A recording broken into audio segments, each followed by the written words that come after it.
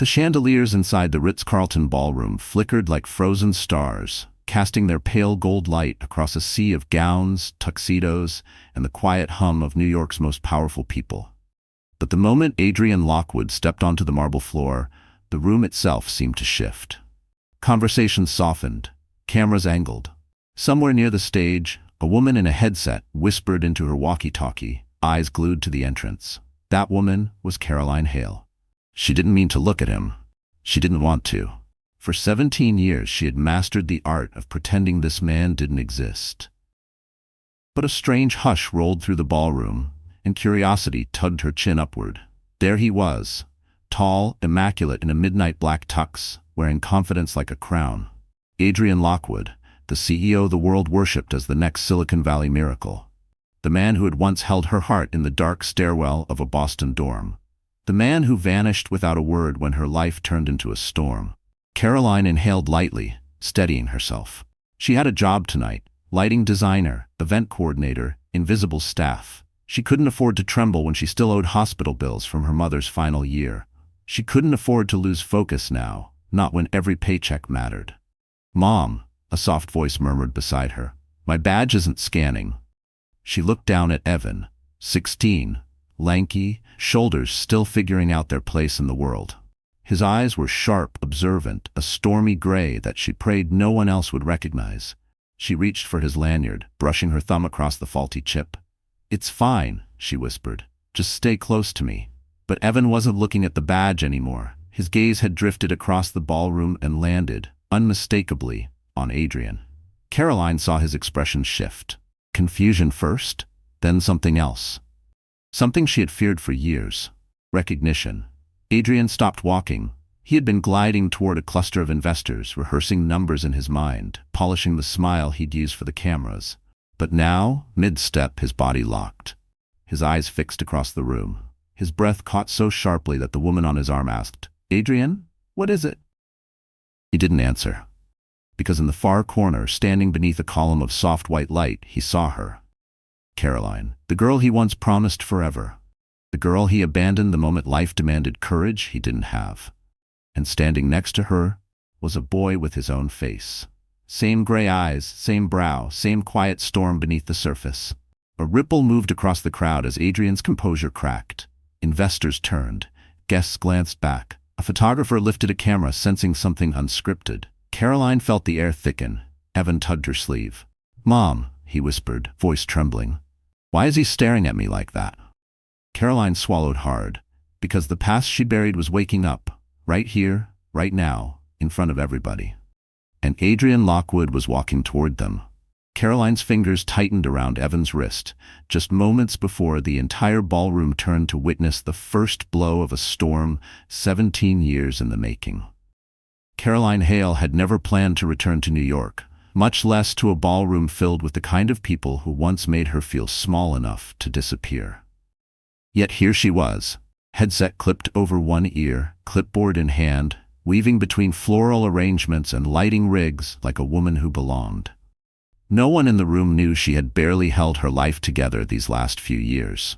No one knew she had cried in hospital corridors, or counted coupons to survive, or carried a heartbreak so old and so deep it still ached when she breathed too fast. Life hadn't given her many choices.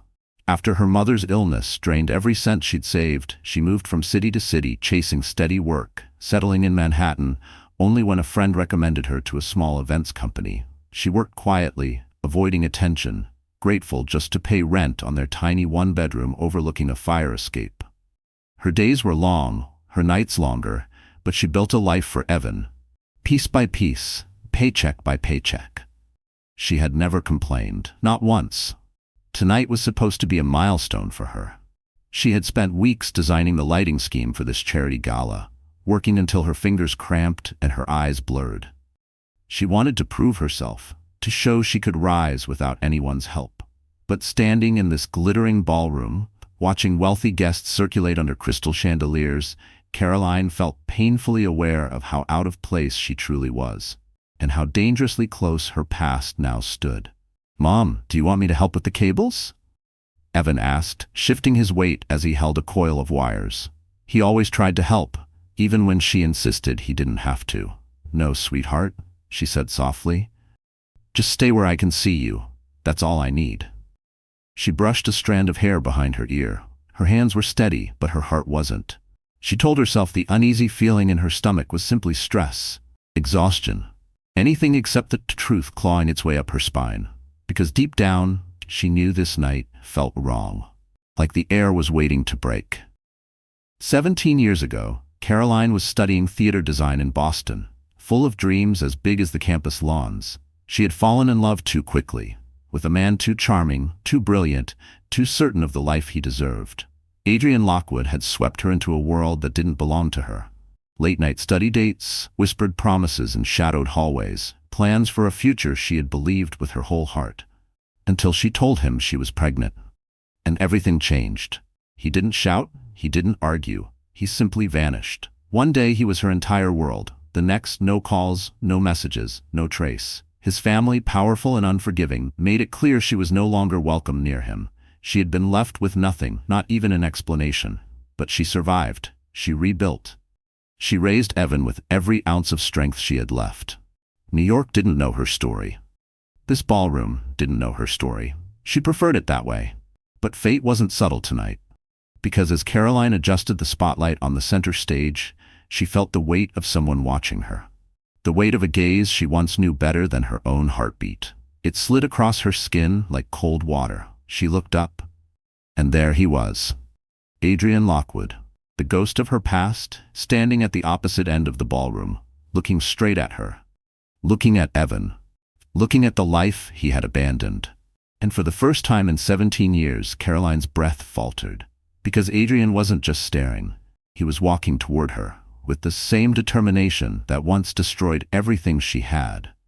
The Ritz-Carlton ballroom had always been a temple of power. Gleaming marble floors, velvet-draped doors, and chandeliers worth more than Caroline's entire building. But tonight it felt even grander, buzzing with the kind of anticipation that only comes when billionaires gather to display generosity they hope the world will applaud. Cellists near the stage played soft, honey-colored notes, their bows gliding like silk over strings. Servers in crisp black uniforms floated through the room with trays of champagne flutes that sparkled under the golden lights. And everywhere Caroline looked, wealth shimmered like a second skin. Donors in tailored gowns whispered behind jeweled hands. Bankers compared numbers with quiet arrogance. Influencers took photos near the ice sculpture shaped like the hosting foundation's logo. A cluster of CEOs stood near the bar, laughing too loudly, each of them dressed to impress in suits that cost more than Caroline's yearly salary. It was the kind of room where people measured worth not by kindness, but by the glint of a watch or the cut of a suit. The kind of room where she had always felt invisible. But tonight, she wasn't the only outsider. Evan stood beside the lighting console, his eyes wide as he took in the luxury around him. He tried to act like it didn't faze him, but Caroline saw the tension in his shoulders. "People here act like they own the whole planet," he murmured. Caroline smiled faintly. "They just act like they do, honey. Doesn't mean they actually do." She turned to check the spotlight angles again. This event was important. If she nailed the lighting cues, she might finally earn a permanent position instead of being stuck with temporary contracts. She needed this job. She needed stability for Evan. She needed a break. But for all her planning, she could never have predicted what the night still held. Caroline stepped toward the stage to confirm the final cue with the host. She had walked this path a dozen times tonight, weaving through clusters of Manhattan's elite. She passed a table decorated with white roses flown in from Ecuador. Another held Tiffany blue gift boxes meant for VIP donors.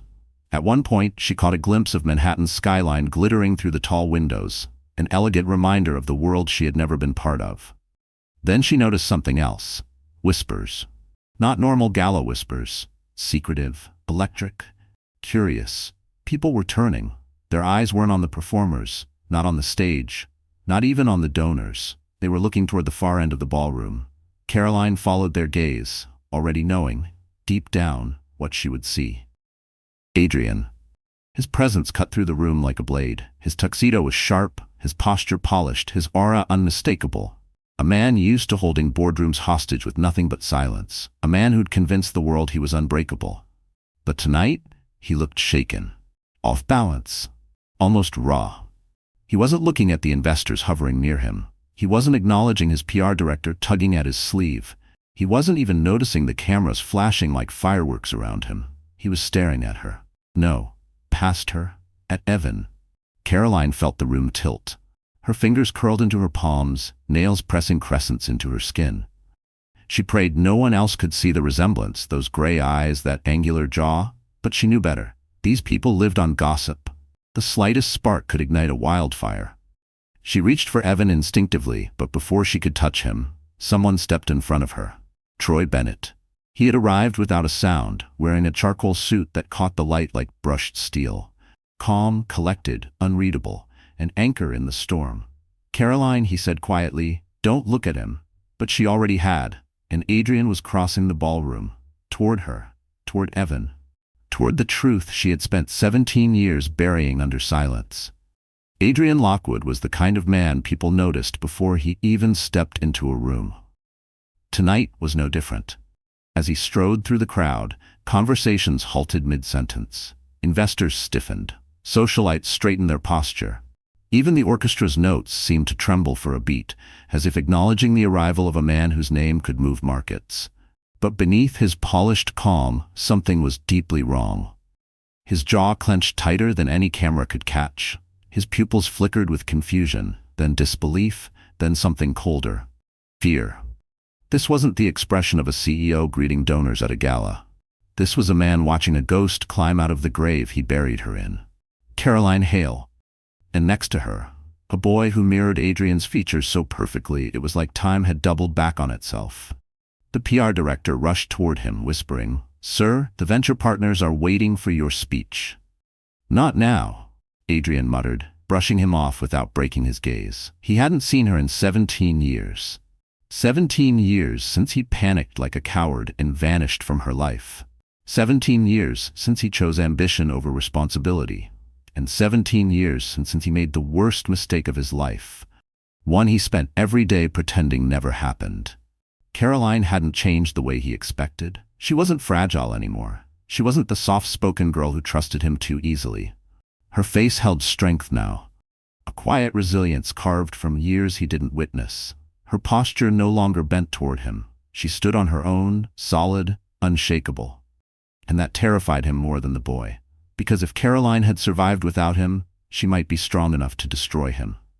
The IPO was 2 months away. His entire public image rested on his reputation as a family-oriented philanthropist.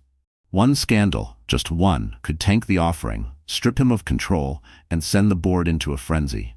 He had hidden the past well, paid the right people, manipulated the records, deleted what needed deleting. No one knew. No one could ever know. Yet now, a boy with his eyes stood 3 feet from the stage. The guests sensed the tension like wolves catching scent of blood. Half the ballroom pretended to mingle while their eyes darted between Adrian and Caroline. 2 women near the floral centerpieces whispered behind manicured hands. "Isn't that the lighting technician?" "She looks familiar." And the boy, "My God, is that?" Adrian forced a tight breath. He had to regain control. He couldn't let panic show. He straightened his tuxedo jacket and approached with the smooth determination that made him famous.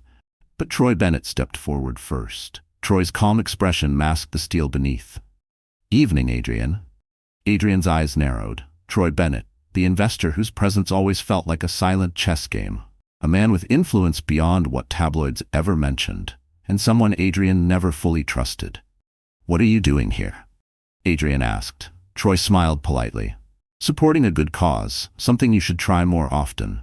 It was a small sentence, but the edge beneath it was sharp enough to draw blood. Caroline stiffened. Evan looked between the 2 men, sensing a storm he didn't understand. Adrian took 1 step closer. His voice dropped low, dangerously controlled. "Caroline, we need to talk." Her hand instinctively moved in front of Evan, a protective gesture Adrian noticed immediately. "No," she said quietly, "we don't." Her refusal stung, unexpectedly, humiliatingly. He wasn't used to anyone denying him access, least of all the one person he'd once believed would never defy him.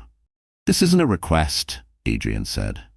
But before another word could escape, Troy shifted slightly, blocking Adrian's view with deliberate calm. "Then maybe," Troy said softly, "you shouldn't be the one making demands." Adrian's facade cracked. For the first time that night, genuine anger flickered in his eyes. And across the ballroom, cameras turned, catching the moment the past finally cornered the man who spent 17 years running from it. The tension near the center of the ballroom thickened until it felt like the air itself was holding its breath. What began as a few curious glances had grown into a silent, expanding circle of attention. Guests shifted subtly, drifting closer under the guise of admiring the ice sculpture or adjusting their place cards. But their eyes were fixed on the unfolding scene, on Caroline, on Evan, and on Adrian Lockwood's unraveling composure. Caroline felt the heat of every stare. She stepped slightly in front of Evan, shielding him as best she could. But there was no hiding now. The worst part wasn't the whispers. It was the cameras, small, sleek, phone-sized lenses held by donors and influencers who documented everything without shame. A scandal at a gala? That was the kind of footage people uploaded before dessert. Her boss, Marla, rushed toward her, panic etched into her expression. "Caroline," she hissed under her breath. "What is happening? Why is Adrian Lockwood staring at your son like that?" "I don't know." Caroline lied quickly. It didn't matter whether people believed her. The damage had already begun. Adrian's PR director practically sprinted through the crowd, forcing a stiff smile. "Mr. Lockwood," he whispered urgently, "the cameras are picking you up. Please step away from the staff. We need to get you back to the stage." But Adrian didn't move. His gaze flicked to Evan again, and something in his face shifted. Recognition, denial, fear, all tangled together. "Who is he?" Adrian demanded, voice low but sharp enough that several people nearby heard anyway. Caroline's breath caught. "Not here," she warned softly, but her attempt to contain the moment only fueled curiosity. A woman in a sequined gold gown leaned toward her husband. "This feels like a soap opera," she muttered, not even pretending to whisper. Troy stepped closer, his presence a wall of calm in the chaos. "Back off, Adrian. You're making a scene." Adrian glared. "Stay out of this." The confrontation was moments from igniting when the event host, oblivious to everything, tapped the microphone on stage. A loud thump echoed through the ballroom, drawing all eyes forward. "Ladies and gentlemen, please take your seats." But no one moved. They were waiting, hungry for whatever drama would erupt next. Then it happened. A journalist from a business magazine, sensing blood, slipped through the crowd and snapped a photo directly at Caroline and Evan. The flash lit their faces in stark white light. "Hey," Troy barked, stepping in front of the lens. "Public event," the journalist replied smugly. "And that boy looks—" "Delete it," Caroline said sharply, her voice shaking. But it was too late. The journalist tapped his phone. "Already uploaded to my editor." Adrian's face drained of color. The whispering swelled like a tide. "He's a Lockwood. Look at him. Oh my God, that's his son. No wonder Adrian looks sick. Did he hide a baby before his IPO?" Every word sliced into Caroline. She had spent 16 years protecting Evan from this moment, this exact nightmare. "Mom?" Evan whispered, cheeks reddening as dozens of strangers stared at him like an exhibit. Caroline felt her world tilting. She forced her voice steady. "Stay behind me." Adrian took a step forward. "Caroline, we are not doing this in public. We need to." "You don't get to decide what we do," she snapped quietly. It was the first time she had spoken to him directly, and it struck him harder than any shout. The host again attempted to regain order. "Please take your seats." But suddenly a security guard approached Marla, whispering urgently. Marla's eyes widened in horror. She turned to Caroline, her voice tight. "The board of this event is demanding to know if you caused a PR disruption involving Adrian Lockwood. They want you removed from the ballroom." Caroline's stomach dropped. Of course, blame the woman, blame the staff, blame the easiest target. "What?" Evan burst out. "She didn't do anything." But the guard stepped forward anyway. "Ma'am, please come with me." Gasps rippled across the room as dozens of wealthy spectators watched with avid fascination. Troy stepped between them. "She's not going anywhere." But the guard shook his head. "Sir, the order is final. She must leave." Caroline felt humiliation burn through her like fire. And across the ballroom, Adrian froze, caught between fear of exposure and the memory of the girl he once abandoned. And as security moved closer, the crowd realized something devastating. The first casualty of tonight's scandal was Caroline Hale. Caroline had always imagined humiliation as something sharp, like a slap or a scream, but this was worse. Humiliation tonight felt slow, suffocating, like being lowered into ice water while the world stood around watching. The security guard stepped closer, lifting a hand in a rehearsed gesture meant to appear polite. "Ma'am, please follow me. The board doesn't want any disruptions near the donors." Donors, wealth, optics, those always mattered more than truth. Evan grabbed Caroline's arm. "She didn't do anything. I'm the one who dropped the badge. Just tell them." "No," Caroline murmured, squeezing his hand. "You don't defend me? I defend you." Her voice trembled, but her spine remained straight. She wouldn't let her son crumble, not for a man like Adrian, not for a room full of spectators who treated their pain like entertainment. Marla, flustered and sweating, wrung her hands. "Caroline, please understand. If the board thinks you're tied to some scandal, they could cut our contract next year. The company could lose thousands." Of course, her job, barely enough to survive, was suddenly the scapegoat for a billionaire's secrets. Adrian finally moved, jaw tight. "She's not the problem. I need to speak with." But Caroline cut him off sharply. "I'm not talking to you." For a split second, Adrian looked like someone had struck him. Whispers buzzed through the ballroom like wasps. Did she just snap at him? She must be the mother. This is going to blow up online. That boy, those eyes. Caroline felt her pulse thundering in her ears. Her hands shook, her throat burned. She wanted to disappear, to slip out of the room and run with Evan until the night swallowed them whole. But the guard edged forward again. "Ma'am, if you don't cooperate, we'll have to escort you out." Troy stepped into the guard's path. "Touch her and you'll regret it." The guard stiffened. "Sir, please don't escalate." "I'm not escalating," Troy said evenly. "I'm protecting someone who hasn't done a damn thing wrong." Adrian bristled. "Bennett, stay out of this. I said I need to handle it." Troy shot him a cold, amused look. "You can't handle anything tonight, Adrian. The room is watching you melt." A few guests snickered under their breath. Adrian's mask cracked further. He turned to Caroline, voice low and desperate. "We need to talk, privately." "No." Her voice broke, but she forced it steady. "Whatever you think you needed to say 17 years ago, you don't get to say it now." The crowd gasped softly. This was better than any speech, better than champagne, better than the orchestra. Real emotion, raw, painful, unscripted, was the most expensive entertainment of all. Evan stepped closer to his mother, shoulders shaking. His cheeks were blotched red. He wasn't crying, but he was close. Caroline knew that look. He was trying to be strong for her, to be the adult. It shattered her heart. Then the worst happened. A phone buzzed. Someone gasped loudly, then held up a screen. "Oh my God, the photo is online already." Within seconds, more people checked their devices. Headlines appeared like vultures. "Unknown teen looks identical to tech CEO Adrian Lockwood. Secret son?" "Lockwood scandal erupts at Ritz-Carlton gala." "Who is the woman with the boy?" Caroline felt her knees weaken, her vision blurred around the edges. She reached for the table next to her, steadying herself on its cold glass surface. Evan panicked. Mom, breathe." She tried, but her chest tightened painfully. The room spun with glittering lights and murmurs. The chandelier seemed to sway. She felt herself folding inward, her body rebelling after years of holding too much alone. Troy caught her arm. "Caroline, hey, look at me." But she couldn't, not when the life she built was being stripped away in front of strangers. Not when her son was staring at her with wide, terrified eyes. Not when Adrian Lockwood, the man who once shattered her world, now stood a few feet away watching her break again. Her voice finally cracked, barely audible. I can't do this." And then Caroline's legs buckled. As she collapsed, the entire ballroom gasped, right before the cameras turned to capture her fall. Caroline didn't remember hitting the floor. One moment the ballroom tilted like a sinking ship, and the next she felt cool marble beneath her palms. The lights overhead blurred into shimmering halos. People rushed toward her, some out of concern, most out of morbid curiosity. Phones lifted. Flashes burst like white firecrackers. But she didn't see any of it. She only saw Evan's face hovering above her, pale and terrified. Mom, can you hear me?" His voice cracked, and that alone was enough to ground her.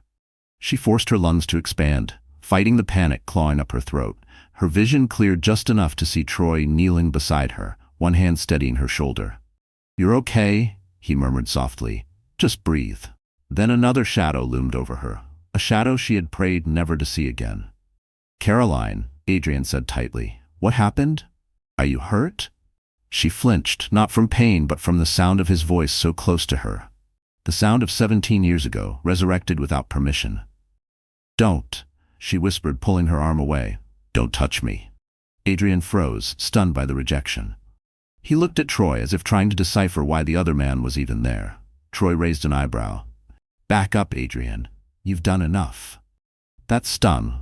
Adrian's jaw tensed. "I didn't do anything to her." "You did everything to her," Troy replied calmly.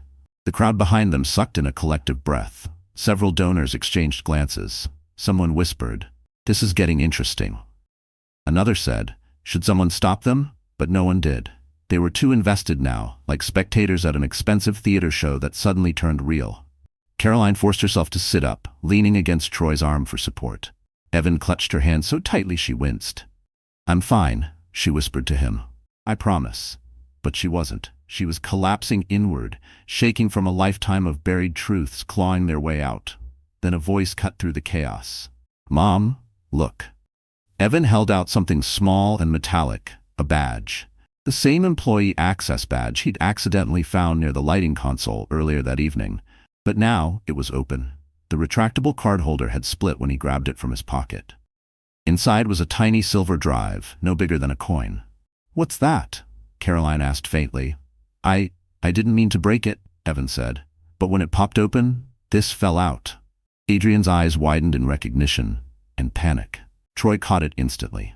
"You know what that is?" "It's nothing," Adrian snapped. "Really?" Troy picked up the drive between two fingers. "Then why is your company's internal security tag hiding a private data chip?" The crowd murmured again. Caroline blinked at Adrian, confused. "What is that?" Adrian swallowed hard. Too hard. Troy stood slowly, leveling his gaze at the CEO. "What were you trying to hide, Adrian? More importantly, what were you trying to access?" Adrian's face drained of color. "Give that to me." "No," Troy said, voice steady. "Not tonight." Caroline stared between them, realization dawning painfully. "Did you investigate me?" Adrian didn't answer. Troy did. "He didn't just investigate you. He used his own company to run unauthorized searches, probably digging into medical records, addresses, employment history, anything he could find to confirm whether Evan was his." A shocked gasp rippled across the ballroom.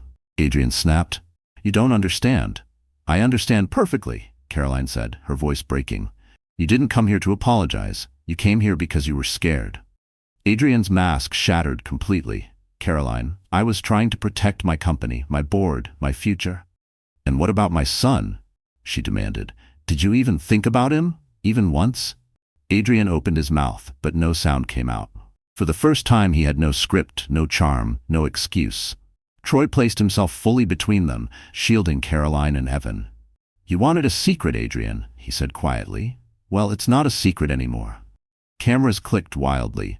Donors whispered louder. A scandal was no longer brewing. It had detonated. And as Adrian stood frozen in front of the woman he destroyed, the truth he tried to bury finally began dragging him under. The ballroom, which only an hour ago sparkled with champagne laughter and polished elegance, now felt like a courtroom. Hundreds of eyes formed a silent jury, witnessing every breath, every tremor, every exposed fracture of Adrian Lockwood's carefully curated life. The golden chandeliers glowed above them like harsh interrogation lamps. Troy still held the tiny silver drive between his fingers, and its weight, small as it was, seemed to crush the air around them. Caroline pushed herself to her feet slowly. She was still unsteady, but she refused to remain on the floor while the man who once abandoned her stood towering above. Troy offered his arm, but she gently shook her head. She needed her strength, her own strength. Adrian watched her rise, pain flickering briefly across his face. For a second, he looked almost human. "Caroline," he said quietly, almost pleading, "please, come with me somewhere private. Let me explain." "Explain what?" she asked, voice soft but clear. "How you disappeared when I needed you most, how you pretended I never existed, or how you used your company to dig through my life now because you're afraid of losing money." Adrian inhaled sharply. The truth struck harder when she spoke it out loud. Around them, the crowd swallowed every word. Evan stepped closer to her, protective now. Mom, you don't have to listen to him. Adrian's gaze landed on the boy again, and something unguarded flickered in his eyes. Regret? Fear? Sadness? No one could tell. His voice cracked just slightly. Evan, he murmured. Evan stiffened instantly. Don't say my name. A few guests murmured, touched by the boy's bravery. Others stared at Adrian like witnessing a fallen king. Troy turned the silver drive over in his palm. There's only one reason a man like you hides a chip inside a security badge. You were trying to erase something, weren't you? Adrian shot him a look of ice. You have no idea what you're talking about. Oh, I do, Troy replied calmly, because I've seen your company's cybersecurity protocols, and whatever's on this drive, you didn't want it connected to you. Caroline's heartbeat thudded painfully. What is it? She asked. Adrian hesitated. It was the smallest pause, but it was damning. Troy caught it. He knows. The crowd whispered louder. Is it the paternity results? Did he run DNA testing illegally? Did he pay someone off? Did he know about the boy all along? Theories swirled like wildfire. Adrian finally broke. Enough! His voice cracked through the ballroom like shattered glass. You don't know the full story. Troy folded his arms. Then tell it. Right here. Right now. Adrian's face tightened. Not in front of them. Why not? Caroline asked. The world was good enough for you to build your empire on, but not good enough to hear the truth? He looked at her. Really looked at her. And for the first time, the man who commanded boardrooms looked powerless. Caroline, he breathed, I never stopped thinking about you. The words fell flat. Too late, too empty. She shook her head. You didn't think about me. You thought about the mess it would cause if your perfect future had a flaw. He winced. Troy stepped forward, voice cool. Let me guess. You found out she kept the pregnancy. You panicked. You buried it. And when you saw Evan tonight, you realized the truth was about to explode. Adrian didn't deny it. Caroline saw it in his eyes, the silent confession of a man whose lies were finally collapsing. Suddenly, one of the journalists raised his phone. Mr. Lockwood, is it true? Is this boy your son? Adrian's breath hitched. Caroline froze. Evan looked terrified. The room leaned in. Adrian opened his mouth, but before he could answer, Troy slid the silver drive into his jacket pocket and spoke loud enough for the entire ballroom to hear. Before he answers anything, I think everyone should know, this drive contains something even worse than a hidden child. The ballroom erupted with gasps. Adrian's face drained white. Caroline stared at Troy, shock flooding her veins. What's on it? She whispered. Troy's voice was calm, but deadly. Proof that Adrian knew about Evan years ago. The ballroom erupted into chaos so abruptly that the orchestra faltered mid-bowstroke. Gasps, frantic whispers, and the frantic tapping of phone screens filled the space with a restless electricity. The city's richest and most influential now stood shoulder to shoulder, united by one thing, the thrill of a scandal big enough to scorch a CEO's empire. Adrian looked like someone had yanked the floor out from under him. His polished calm, his beautifully curated public image, gone. He stared at Troy as if wrestling between rage and panic. That's a lie. Adrian snapped, voice cracking. I didn't know. I couldn't have known. Troy tilted his head slightly, studying him like a man observing a struggling fish caught in its own net. Really? Then why is there a company security chip containing encrypted search logs with Caroline's medical records from 17 years ago? A collective gasp swept across the room. Medical records. A single phrase that carried more weight than any headline. Caroline's breath caught in her chest. Medical records? She whispered. You searched my medical records? Adrian dragged a hand through his hair, his composure slipping further. Caroline, please, you don't understand. No, she said, voice sharp and trembling. You don't get to say that. Not after what you did. Evan's voice cracked. You checked her records? Before I was even born? Adrian turned pale. It wasn't like that. It was exactly like that, Troy cut in. You ran searches through your company's server back when you were still just a junior analyst. You used someone else's login. Someone who later left the company under questionable circumstances.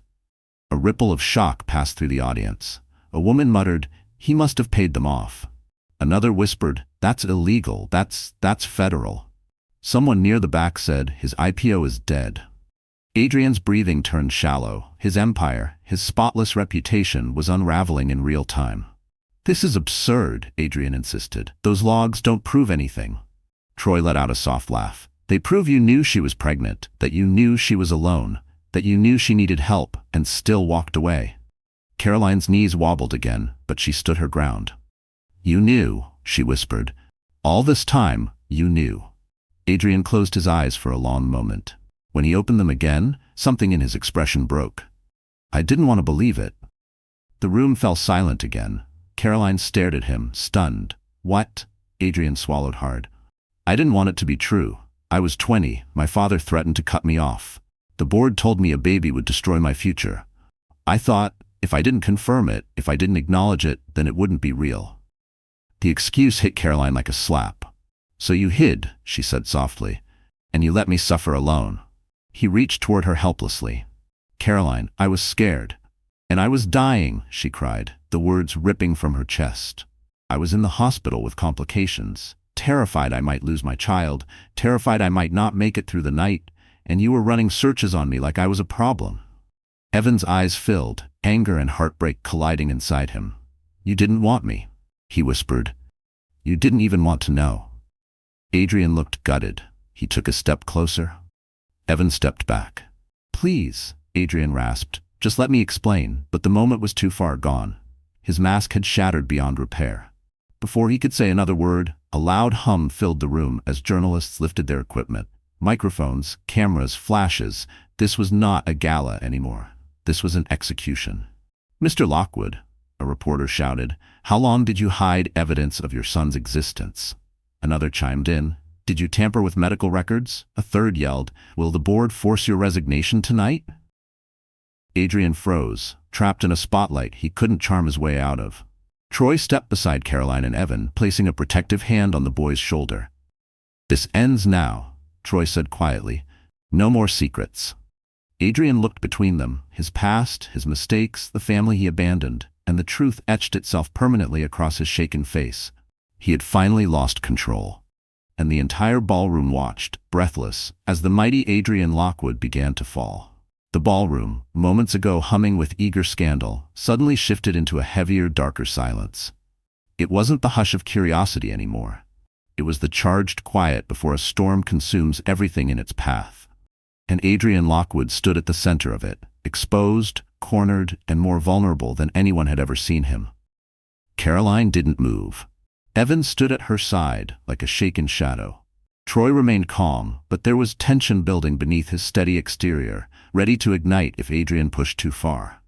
Everyone, please, Adrian's PR director begged, waving his arms. Mr. Lockwood will address questions later. No, a reporter snapped. He'll address them now. A chorus of agreement rose. People weren't just watching anymore, they were hunting. The scent of a billionaire's downfall was too intoxicating to resist. Adrian tried to regain control, straightening his shoulders. This is a private matter. Private?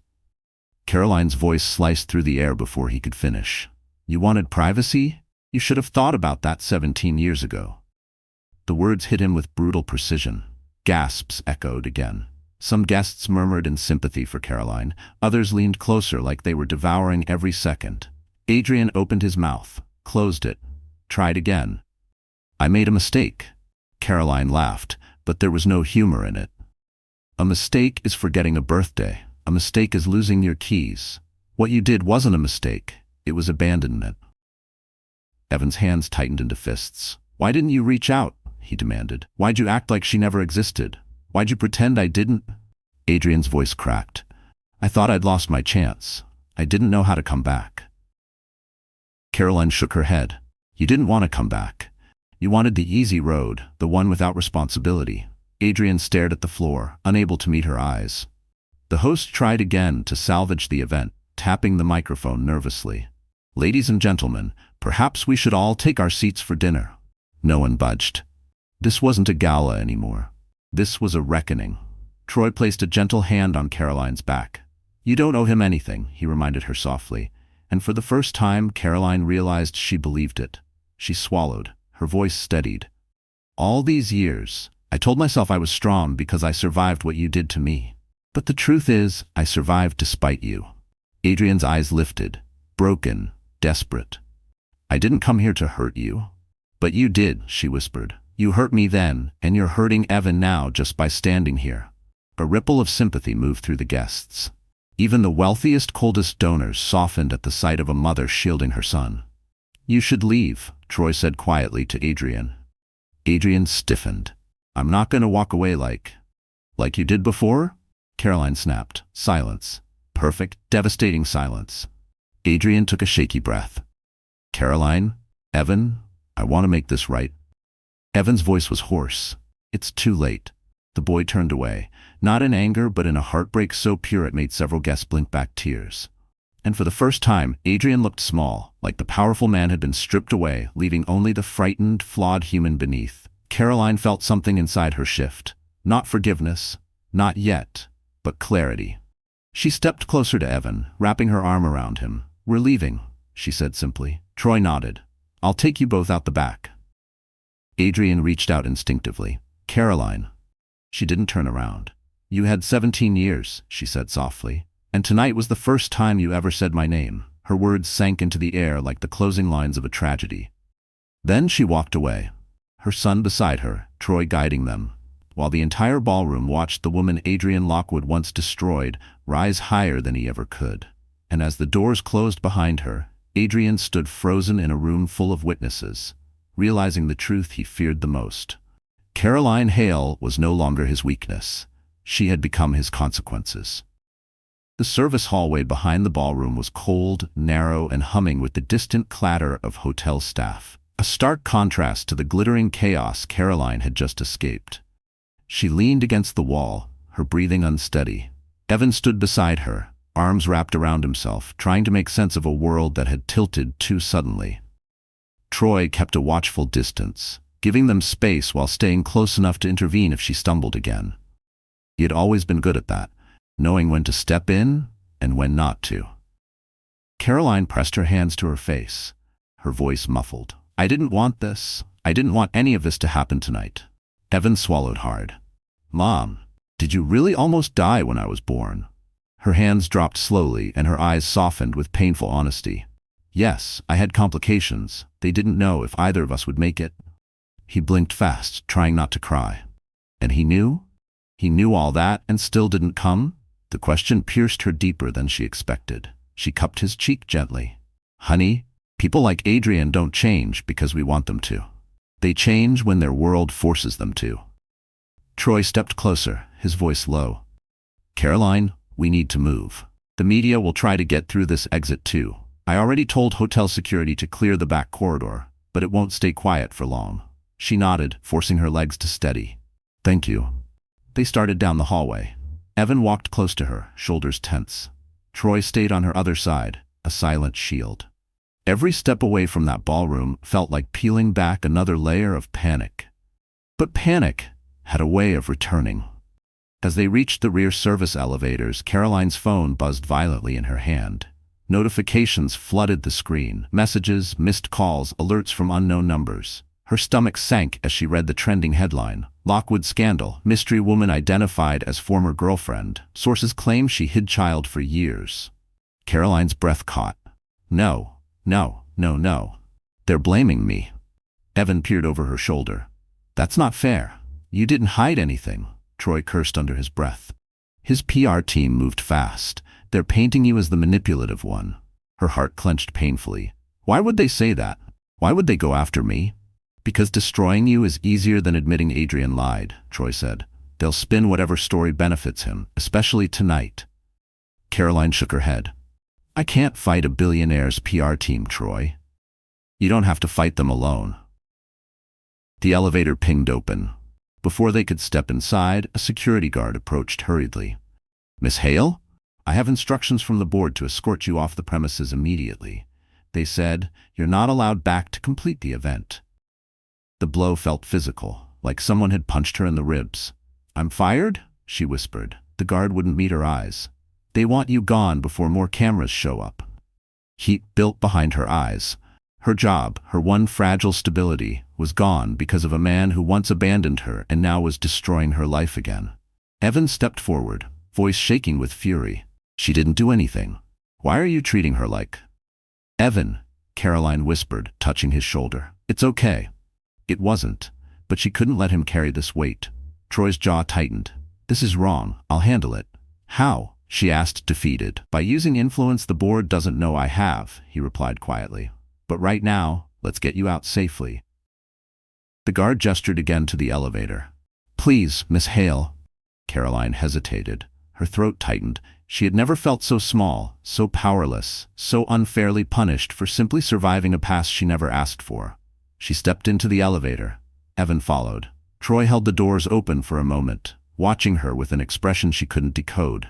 Part worry, part anger, part something gentler. As the doors slid shut, sealing them away from the glittering world that had just devoured her dignity, Caroline heard the faint echo of voices from the ballroom. Reporters shouting, guests murmuring, Adrian trying to defend the indefensible. And all she could think was, how many more pieces of me does he get to break before it's finally enough? The elevator doors slid open to the dimly lit underground level of the Ritz-Carlton, a place meant for staff deliveries, not emotional collapse. The echo of distant machinery hummed through the concrete walls. Caroline stepped out slowly, each movement heavy, as if her body were made of soaked wool. Evan shadowed her every step, his hands clenched into fists so tight his knuckles turned white. Troy walked ahead to make sure the area was clear, his shoulders rigid with a quiet fury he hadn't shown in the ballroom. His footsteps were controlled, but every line of his posture radiated the same thought: they went too far. Caroline wrapped her arms around herself, shivering despite the stagnant heat of the underground level. Her phone buzzed again. Another alert. Another headline. Another dagger. She stopped walking. "I can't look at it," she whispered. "I can't read one more thing about myself." Evan took the phone gently from her hands. "I'll turn it off." But he didn't. He froze mid-motion, eyes scanning something across the screen. "Mom?" Her heart sank. "What now?" Evan swallowed. "They found my photos. Online." Caroline's breath hitched. "No." Troy turned instantly. "Show me." Evan reluctantly handed him the phone. On the screen were images from Evan's small social media account. Photos from his school play, a selfie Caroline had taken with him at a park, a shot of him holding a sketchbook. Someone had stitching them together with a caption. "Is this Adrian Lockwood's secret son? Internet thinks yes." Caroline grabbed the phone as tears burned her eyes. "He's a minor. He's just a child. They can't do this." "They already did," Troy said, voice tight. Another notification surged in. A comment. "She trapped him. Gold digger." Another. "Why hide the kid? Must be dirty." A third. "Bet she wants a payout." Caroline covered her mouth. I can't do this again. I can't let them tear him apart." Troy's voice gentled. "Caroline, listen to me. This isn't your fault." "Yes, it is," she snapped, then immediately shook her head. "No, I didn't mean Her voice cracked into pieces. "It feels like I brought him into a world that keeps punishing him for existing." Evan stepped closer, eyes shining. "Mom, please don't say that." Caroline's walls, built through years of survival, finally buckled. "I tried so hard, Evan. I tried to protect you from this exact nightmare. And now it's happening in front of the entire world."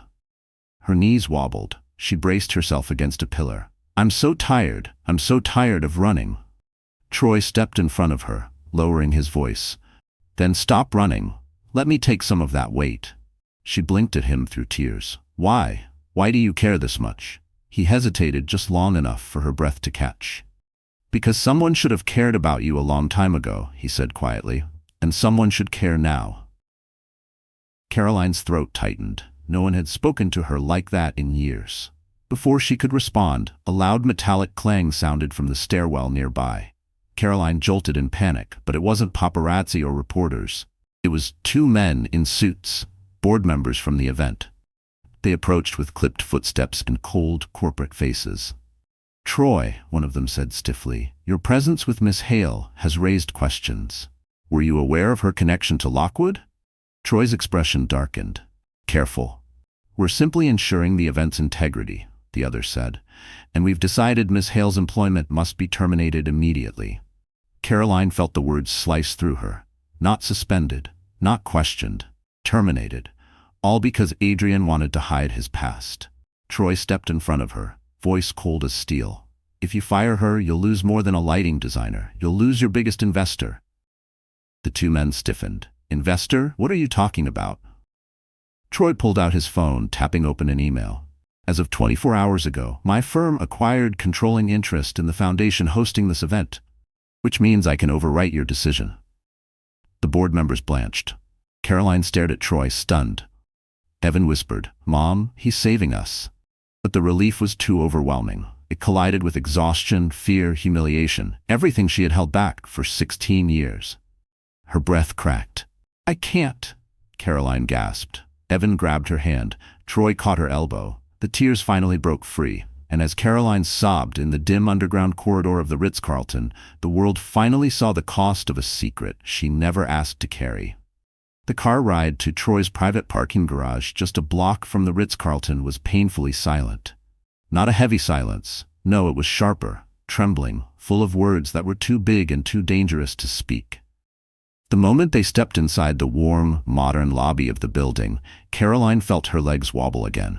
The polished marble floors, the soft elevator chime, even the quiet hum of air conditioning, all of it felt unreal, like she was drifting through someone else's life. Troy walked beside her, ready to catch her again if she faltered. Evan stayed close on her other side, his eyes red but dry now, hardened by a kind of anger she had hoped he'd never have to feel. They stopped in the lounge area, soft gray sofas, tall windows showing the Manhattan skyline like glittering teeth. Caroline sank onto the nearest couch. Her hands shook as she rubbed her temples. "I'm sorry," she murmured. "You shouldn't have to help us like this. This isn't your mess." Troy crouched in front of her. "Caroline, look at me." She hesitated but lifted her gaze. "This isn't charity. I'm here because you deserve someone in your corner. Both of you do." Evan sat beside her, elbows on his knees. He stared at the floor, jaw tight. Caroline placed a hand on his shoulder, but he didn't look up. "What's going on in your head?" she asked gently. Evan's voice was low, wounded. I don't understand why he didn't want me." Caroline's heart splintered. "Honey, I wasn't even born yet," Evan continued, voice cracking. "I didn't do anything wrong, Mom, so why would he pretend I didn't exist?" The room fell still. This was the moment she'd feared since the day she first held him, when he would finally ask the question she had no clean answer for. She touched his cheek. "It wasn't you, Evan. It was him, his fear, his pride, his family, his ambition. He chose the easy path, the selfish path. But it was never because you weren't wanted." Evan's throat bobbed. "But it feels like I wasn't." Troy sat on the coffee table facing them. "Listen to me, Evan. Men like Adrian Lockwood don't deserve kids like you. They don't understand loyalty or love. They understand power. And when something threatens that power, they run. You weren't the problem. You were the truth he couldn't face." Evan blinked hard, tears gathering again. "But now," Troy added, "he has to face it and face you." A small knock broke the quiet. It was Troy's assistant, holding an iPad. "Sir, you need to see this," she said. Troy took it, his brows furrowed. He turned the screen toward Caroline and Evan. It displayed a live stream, news outlets replaying footage from the gala, reporters shouting questions, Caroline collapsing, Evan kneeling beside her, Adrian being swarmed. The worst moments of their lives looped for millions to dissect. Then another notification appeared across the bottom. "Breaking. Adrian Lockwood announces urgent press conference tonight." Caroline tensed. "No, he's going to spin it. He's going to blame me." Troy shook his head. "Not with what's on that drive." Evan looked up. "What's on it?" "What did he do?" Caroline hesitated. She didn't want to burden him further. But Evan wasn't a child anymore. Tonight had taken that from him. Troy exhaled and answered. "It proves Adrian accessed your mom's hospital files the night she almost died. He knew about the pregnancy. He knew she was alone. He knew you existed." Evan stared at him. "So he saw everything?" "Everything," Troy said. Something inside Evan cracked, not loudly, but deeply. Anger surged in his eyes, but so did grief, too tangled to separate. Caroline pulled him against her. He resisted for a second, too hurt, too raw, then collapsed into her arms, shoulders shaking. She ran her fingers through his hair like she had when he was little. "It's okay," she whispered. "I've got you. I always have." For a long moment, the world outside didn't exist. No cameras, no headlines, no whispers.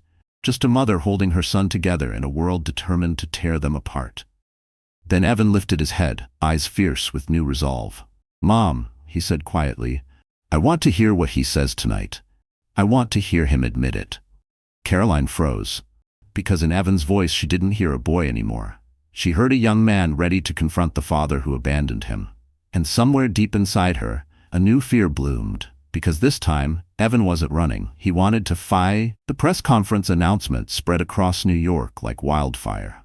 Every news push notification, every trending tab, every gossip blog carried the same headline: Adrian Lockwood to address alleged secret child scandal tonight.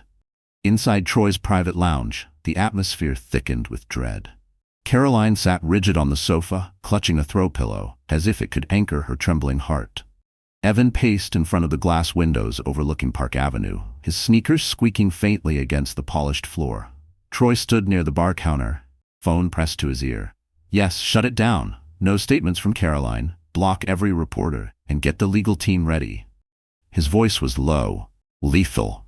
When he hung up, he rubbed the bridge of his nose. He moved faster than we expected. Caroline swallowed. He's gonna twist everything. He'll spin it until people think I trapped him or lied. Troy shook his head. He can't spin what's on that drive. But he doesn't know you have it, Caroline whispered. Not yet. Evan stopped pacing. Where is he holding the conference? Troy hesitated. Manhattan Tech Plaza, his headquarters. Evan scoffed bitterly. Of course, his throne. Caroline shot him a warning look, but Troy spoke first. Evan has the right to be angry. The boy sat beside her, shoulders hunched. I don't want to be angry, Mom. I feel like my whole life changed in one night. I don't even know what parts of me belong to him. Her heart clenched. You are nothing like him. Not one piece. Evan shook his head. But I have his face. Troy knelt in front of him, voice firm. You may look like him, kid, but everything that matters, that comes from her. Caroline's eyes stung.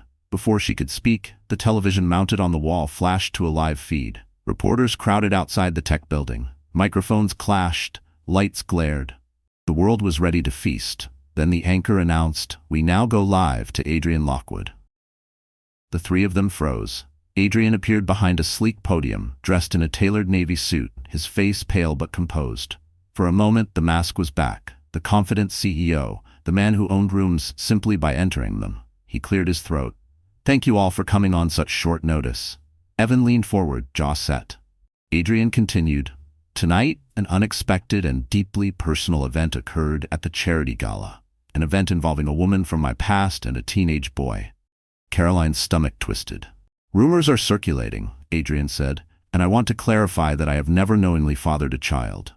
Any suggestions otherwise are malicious misinterpretations intended to damage my reputation during a crucial time for my company. Evan's breath hitched. He's lying. Caroline felt the words like cold knives. Adrian wasn't done. In fact, he added, voice steady, we have strong reason to believe this woman, Miss Caroline Hale, may have withheld information from me for financial gain. My legal team is investigating the possibility that tonight's confrontation was orchestrated. Caroline clapped a hand over her mouth. He's accusing me? Troy's expression turned to stone. Evan shot to his feet. Turn it off! Turn it off! But Troy didn't. They needed to hear it all. Adrian continued, I urge the public not to jump to conclusions. I will cooperate fully with any formal investigation, but I cannot allow blatant manipulation to tarnish my name or undermine my company's future. That was the final blow. Caroline crumpled inward, devastated. He's going to destroy me. He has the money, the lawyers, the power. I can't win against him. Evan stood trembling, fists clenched so tightly his nails dug into his palms. He's not just lying, he's trying to erase us. Troy stepped forward then, his voice low but fierce. He can try, but he doesn't get the last word. Caroline wiped her tears. Then who does? Troy glanced at her, then at Evan. You do, he said. Both of you. Outside the window, Manhattan lights glittered like harsh stars, cold, sharp, unforgiving. Inside, the truth that had been buried for 16 years began to rise with a new, unstoppable force. And for the first time, Caroline and Evan weren't running from the storm. They were turning to face it. The next morning, Manhattan felt colder than usual, as if the entire city were holding its breath. The scandal had exploded overnight, and by sunrise, Adrian Lockwood's empire trembled beneath the weight of public outrage. News trucks crowded outside his headquarters, helicopters thumped overhead, and every screen on Times Square flashed the same headline. Lockwood accused of cover-up. Board calls emergency meeting. In Troy's apartment, Caroline sat at the kitchen island, staring at her untouched coffee. She looked hollow, as if the night had drained the last reserves of strength she'd been carrying for 16 years. Evan paced behind her, restless. "Mom, you're not eating."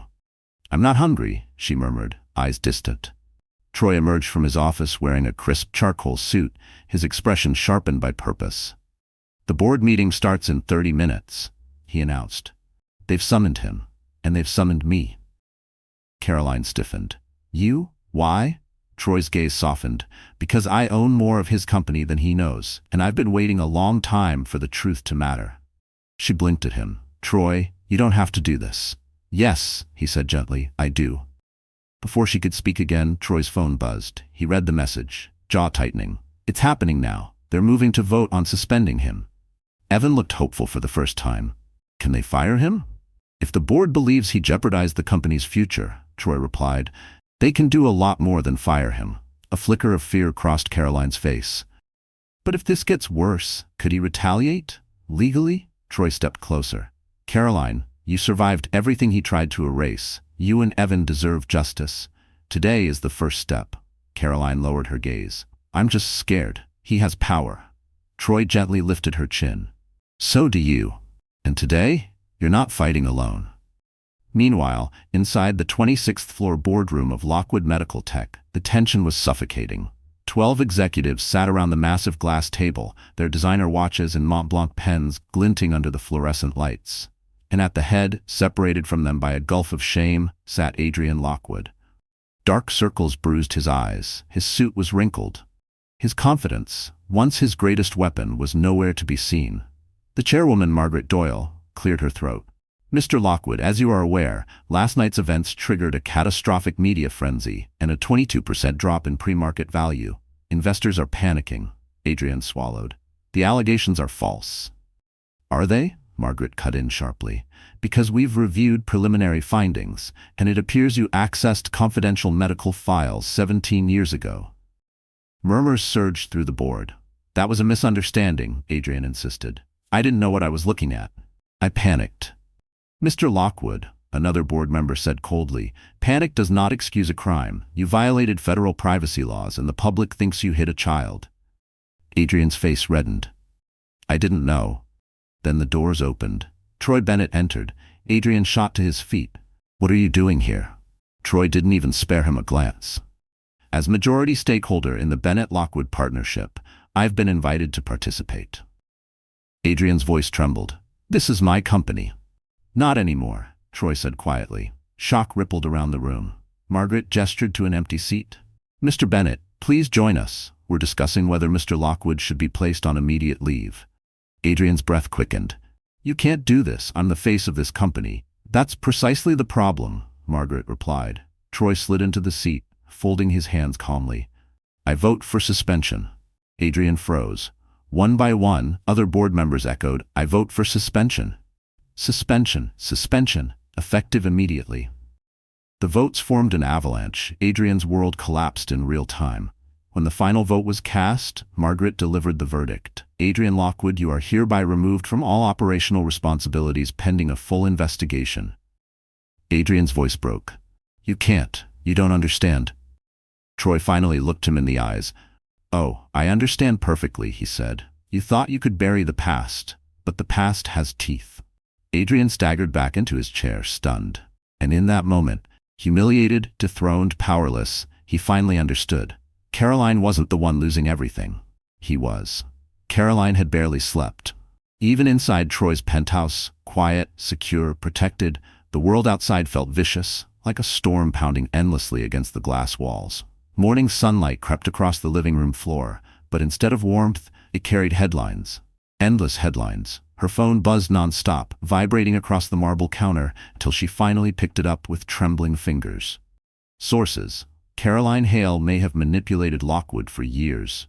Single mother accused of setting up dramatic gala scene. Teen at center of scandal speaks, unconfirmed. Caroline's eyes blurred. "They're going after Evan now," she whispered. Evan, curled in an armchair with a blanket over his shoulders, stiffened. "What did they say about me?" She hid the screen behind her hand. "Nothing you need to see." Troy emerged from the hallway, tie in one hand, jacket in the other. The moment he saw her expression, he knew. "Caroline," he said firmly, "don't read anything online." She blinked hard. "They're calling me a liar, a manipulator, a distraction," Troy finished. "Something to blame so Adrian looks less guilty." Evan stood abruptly. "We should tell the truth. We have the drive. Why can't we just release everything?" "Because," Troy said gently, "once it's out, you can't take it back. People will twist it, pull it apart, spin it in ways you can't predict." Caroline's voice cracked. "They're already doing that." Troy moved closer, resting a hand on her shoulder. "That's why we handle this strategically. You're not alone anymore. You have me, you have legal support, and the board is already turning on Adrian." "But the public isn't," Caroline whispered. "The internet believes whatever headline hits first." Before Troy could answer, the doorbell rang. Caroline flinched. "Please don't be reporters, please." Troy motioned for them to stay back. Security cameras fed directly to the screen near the door. He tapped it once. A woman in a tailored navy dress appeared. Calm, professional, early 50s. Evan squinted. "Who's that?" Troy exhaled with relief. "Help." He opened the door. "Caroline," the woman said softly. "My name is Dana Wells. I'm a crisis attorney. Troy hired me." Caroline blinked. "A crisis attorney?" Dana nodded. "I specialize in protecting victims from media defamation, unlawful targeting, and corporate retaliation. And you, Miss Hale, have just experienced all three in less than 24 hours. Caroline's chest tightened. "I don't have the money to hire someone like you." Troy stepped in, voice firm. "You don't need to. I'm paying for the entire team." She stared at him, stunned. "Troy, why?" "Because you and Evan deserve protection Adrian never gave you," he said, "and because I promised someone important I would look after you." Caroline froze. "My mother." It wasn't a question. Troy nodded once. The room went still. Evan looked between them, confused but deeply moved. Dana cleared her throat gently. "If you're ready, I'd like to begin by reviewing the online attacks. We will file immediate injunctions against defamatory publications, request takedowns, and notify platforms about violation of a minor's privacy." Caroline's breath caught. "You can do that? I can do more." Dana said, "I can make sure these people learn what consequences feel like." For the first time since the gala, Caroline felt something that wasn't fear. She felt possibility. But moments later, her phone buzzed again, this time with a notification so large it took up the entire screen. She opened it.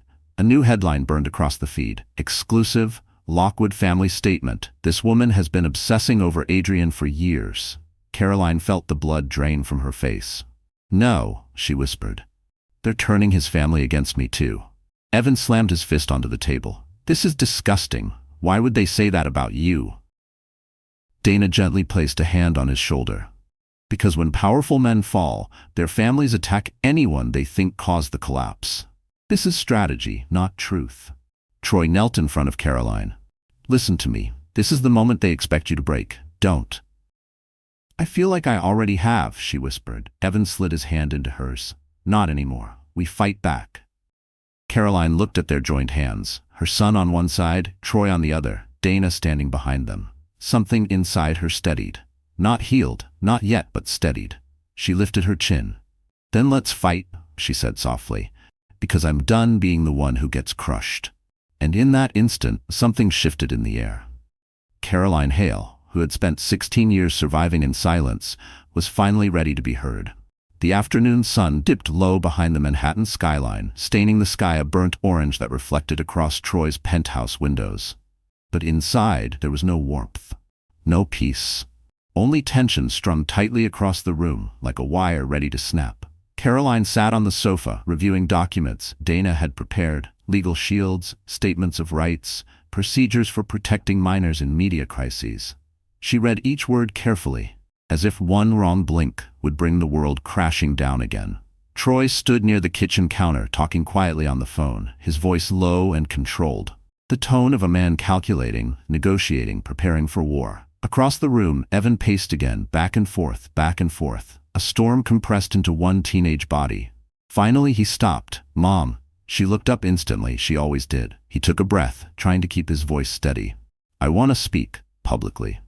Caroline froze. "No, absolutely not." "Mom." "No." Her voice shook. You're 16. You don't need to be in front of cameras. They'll tear you apart. Evan stepped closer, fists clenched. They already are. They're calling me a mistake, a lie, a scandal. His voice broke, but he pushed on. They're twisting who I am because I'm staying silent. Caroline's throat tightened painfully. You're not responsible for fixing what he broke. Evan swallowed.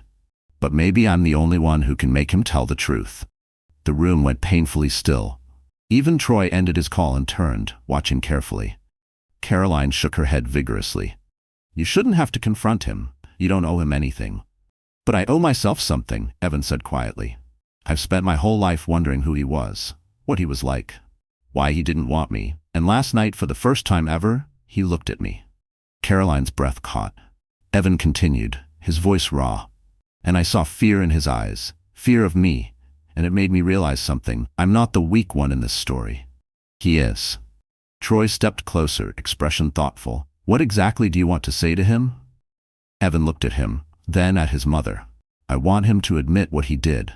Not in a press conference, not through his lawyers, to my face. Caroline felt her heart lurch. Evan, seeing him again might hurt you even more.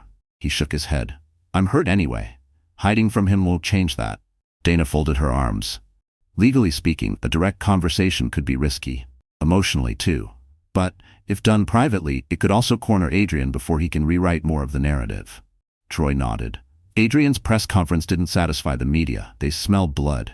He's weakened.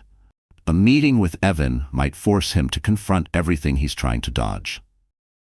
Caroline's pulse hammered. I don't want Evan near him. Evan sat beside her, taking her hand gently. Mom, I'm not doing this because I want a father. I'm doing it because I want answers. I deserve at least that. She looked into his eyes, the same gray eyes Adrian had, yes, but softer, kinder, infinitely braver. Evan wasn't a boy anymore. He was someone refusing to let a man's cowardice define him. Her heart cracked open. Troy sat on her other side. Caroline? He's right. This might be the moment Adrian finally tells the truth. And Evan has earned that truth. She closed her eyes, torn between fear and fierce maternal protectiveness. Then she exhaled shakily. Fine, she whispered. But I'll be right there beside you. Evan nodded, relieved, determined, terrified, all at once. Dana began organizing the meeting. I'll contact his lawyers. We'll set it under strict conditions. No recording, no PR team, no manipulation. Troy placed a steady hand on Caroline's back. You won't face him alone this time. For a brief moment, everything was quiet again. Then his phone buzzed. He checked it, and his expression darkened. It's Adrian, Troy said. He wants to meet, tonight. Evan stood. Good. Caroline swallowed hard, bracing herself. Because the next step wasn't just a confrontation. It was the moment 17 years of silence finally demanded a voice. The air inside the private conference suite at the Park Hyatt felt unnaturally still, as if even the ventilation system was holding its breath. Floor-to-ceiling windows displayed the Manhattan skyline in cold blues and silvers, but the room itself was dim, lit only by the faint glow of modern sconces. A long obsidian table stretched across the center, pristine and intimidating. Caroline's stomach twisted at the sight of it. Tables like this were built for power. For negotiations. For men like Adrian. Tonight it was built for truth. Troy stood beside her, broad and steady, an anchor at her side. Evan stood on her other, his jaw clenched in determination that reminded her painfully of the boy he used to be, and the young man he was becoming far too quickly. Dana reviewed her notes one last time. Ground rules, she said firmly. Adrian enters alone. No lawyers, no PR team, no staff, no recordings. If he tries to manipulate the discussion or gaslight any of you, I end the meeting immediately. Understood? Caroline nodded, though her breath came shallow. Evan nodded too, shoulders squared. Troy's phone buzzed. He glanced at the screen. He's here. Footsteps echoed down the hallway, slow, dragging, almost uncertain. Then the door opened. Adrian Lockwood stepped inside. He looked nothing like the commanding CEO who strutted across stages and magazine covers. His designer suit hung crooked on his frame. His hair was disheveled. His eyes, once sharp and calculating, were exhausted hollows. He shut the door behind him. For a moment, no one moved.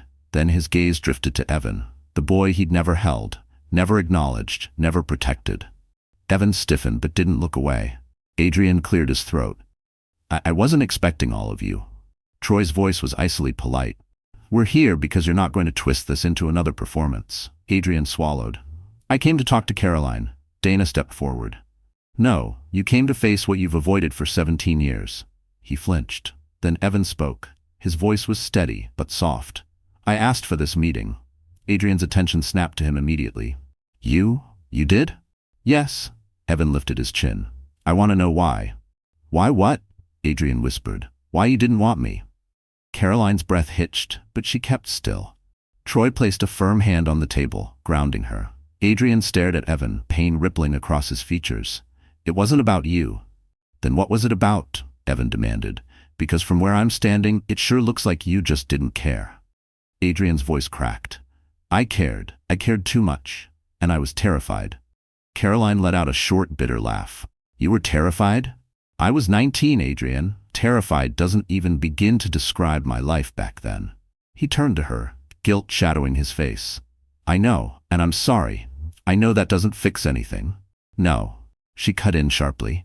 It doesn't. Adrian hesitated, then looked at the boy again. When I found out you were pregnant, I panicked. My father threatened to cut me off. My mother said a child would ruin everything. They told me you would drag me down. I didn't know how to fight them. So you didn't, Evan said quietly. Adrian closed his eyes. I didn't.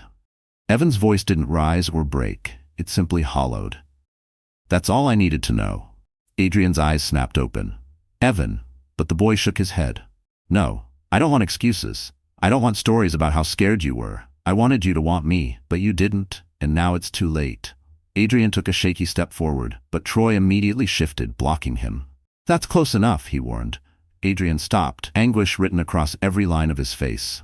Evan, he whispered, I want a chance to know you. Evan stared at him for a long, frozen moment. Then, you had a chance. You had 17 years of chances.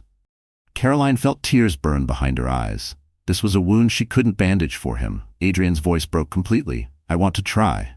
Evan's reply was soft, but devastating. I don't. Silence swallowed the room. Adrian stood frozen, as if the floor beneath him had cracked open. The world he built, on lies, ambition, and denial, was slipping away. And for the first time, he realized the truth. He had lost the one person whose forgiveness he needed most. Adrian didn't move. For a long moment, he simply stood there, as if Evan's quiet, final rejection had turned his limbs to stone. He opened his mouth, closed it again, then slowly backed away from the table, almost as if he feared getting too close to the truth he had spent 17 years avoiding. Caroline felt the urge to reach for her son, to shield him, to protect him. But she stopped herself. Evan wasn't collapsing, he wasn't breaking, he was steady, strong, and she had no right to interrupt that strength. Dana adjusted her glasses. Mr. Lockwood, you asked for this meeting. That means you will listen, all of it. Adrian's shoulders sagged. I'm listening. Evan stared at him with a quiet intensity. I used to think about you a lot, not in a good way, not in a bad way either, just like a blank spot in my life. Everyone else had a dad. I had a question mark. Caroline felt her throat tighten. Evan continued. I used to imagine maybe you were a good guy who didn't know, or maybe you were dead. That sounds horrible, but it's true. I thought, if you were gone, then it wasn't anyone's fault. Adrian winced as if stabbed. But then last night, Evan said, voice trembling, I saw the way you looked at me, like I was disaster, like I was a threat. And I realized something. He swallowed. You knew. You always knew. And you still chose not to come. Adrian shook his head violently. I didn't know for sure. Yes, Evan said softly, you did. The room fell still. Adrian pressed a hand to his eyes. I was a coward. I was young, stupid, pressured. Caroline cut in sharply. We were the same age, Adrian. I had no money, no family, no support. You want to talk about pressure? Try giving birth alone because the father of your child disappeared. He flinched again. Evan wasn't finished. You ran away from me like I was something to hide. His voice cracked. Do you know what that does to a kid? Adrian's chest rose and fell shakily. I'm sorry. Evan's eyes hardened. Sorry doesn't undo anything. Silence followed, and heavy regret hung in the air like smoke. Dana stepped forward. Now, Mr. Lockwood, before we end this meeting, there's something else you need to hear. Adrian's brows knit. What? Troy opened a folder he'd placed on the table, sliding it toward Adrian. Documents, emails, Timestamps, security logs, proof of your unauthorized access to Caroline's medical records, and proof you used a subordinate's login to hide it. Adrian stared at the file like it burned. Caroline didn't feel vindicated. She felt hollow. Dana added, "If leaked to the press, this would not only destroy your reputation, it could lead to federal charges." Adrian's breath caught. "Why show me this?" Troy's voice was low, controlled, deadly calm. "Because we're giving you one chance to do the right thing. One, confess publicly. Clear Caroline's name. Admit Evan is your son. Accept the consequences." "And if I don't?" Adrian whispered. Troy leaned back in his chair, eyes cold. "Then we will bury you with the truth you tried to bury us with." Caroline watched Adrian's face drain of color. This was a man who once held the world in his palm. Now the world was slipping through his fingers. "I'll lose everything," he whispered. Dana nodded. "Yes, that's what happens when a person abuses their power." Adrian looked at Evan again. Really looked. The boy he'd never known. The boy who no longer needed him. The boy who had grown strong without him. Tears welled in Adrian's eyes. Silent, unshowy, surprisingly genuine. "I don't know how to fix this," he said brokenly. "You can start," Evan replied, "by telling the truth." Adrian inhaled shakily. "Then I'll do it. I'll make a public statement." Dana narrowed her eyes. "Not a statement, a confession." Adrian nodded weakly. "A confession." Caroline exhaled, a mixture of relief and dread curling inside her. Evan sat back, drained, but something inside him softened. Not forgiveness, not even acceptance, just the sense of a door finally closing. The door his father had left wide open for 17 long years. Adrian turned toward the window, Manhattan shimmering beneath them. "When?" he asked quietly. Troy answered, "Tonight." Caroline reached for Evan's hand, because tonight the world would finally hear the truth. The media courtyard outside Manhattan Tech Plaza was a frenzy of lights, microphones, and restless energy. Night had fallen, but the city pulsed with anticipation. Dozens of cameras pointed at the podium where Adrian Lockwood was scheduled to speak. This time not as a powerful CEO, but as a man whose empire had begun to crack under the weight of long-buried truth. Inside a private room overlooking the chaos, Caroline stood by the window, watching the crowd gather like a living ocean. Evan sat on the edge of a leather sofa, his hands folded between his knees, foot bouncing nervously. Troy stood beside him, calm but alert. Dana reviewed a final brief, ensuring Adrian had no wiggle room to twist his confession. "Are you sure you want to be here when he speaks?" Caroline asked Evan softly. Evan nodded. "I need to hear him say it. For real. No cameras hiding him. No lies." Caroline brushed a hand through his hair, smoothing it the way she used to when he was little. "No matter what he says, you're enough. You've always been enough." He leaned into her side for a moment, just long enough to pull together the last threads of courage. A knock on the door. A staffer poked his head in. "Mr. Lockwood is ready." Troy straightened. "Let's go." They walked down a quiet hall to the designated viewing room connected to the live broadcast feed. Adrian waited outside the door, shoulders bowed, suit pressed but spirit unraveling. He didn't try to speak, didn't try to make eye contact. He simply nodded stiffly and stepped toward the stage. The moment he appeared under the harsh lights, the crowd erupted, shouts, questions, flashes firing like lightning. But Adrian lifted his hands, trembling, signaling for silence. When it fell, it was unnervingly complete. He gripped the sides of the podium. "Tonight, I'm not speaking as the CEO of Lockwood Medical Tech. I'm speaking as a man who made choices that hurt people who didn't deserve it." Caroline felt her stomach knot. Adrian continued, voice unsteady. 17 years ago, I learned that a woman I loved was pregnant. Instead of standing beside her, I ran. I invaded her privacy. I violated her trust. I abandoned responsibilities that should have made me a better man, not a coward." Gasps rippled across the crowd. Reporters scribbled furiously. Adrian swallowed hard. "Caroline Hale never lied, never trapped me, never manipulated me. Every rumor about her is false. Every attack on her character is unjustified." Caroline's knees weakened. Dana gripped her elbow to steady her. Evan stood frozen, breath shallow. "And the boy?" Adrian's voice cracked, barely audible. "Evan is my son." The courtyard erupted, shouted questions, flashes, stunned murmurs. Inside the viewing room, Evan's eyes filled, though he refused to let tears fall. Caroline covered her mouth, trembling. Adrian pressed on. "I knew more than I ever admitted, and I failed them. Both of them. I accept full responsibility. Effective immediately, I am stepping down from my position.